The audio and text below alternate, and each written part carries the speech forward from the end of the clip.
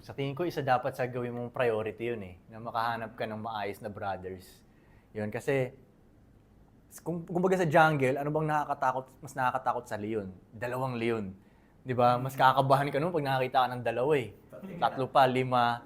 Yun, kaya importante siya. At plus, ang maganda rin sa totoong brotherhood hindi lang yung magkakasama kayo for trip purposes.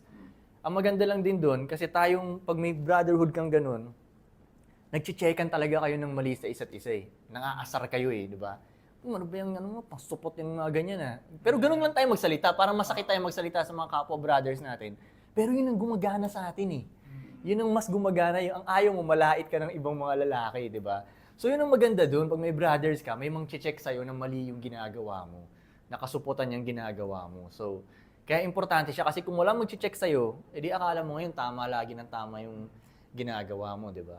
Kaya, for example, sa mundo ng mga babae, mas konti ang nag-check sa kanila eh.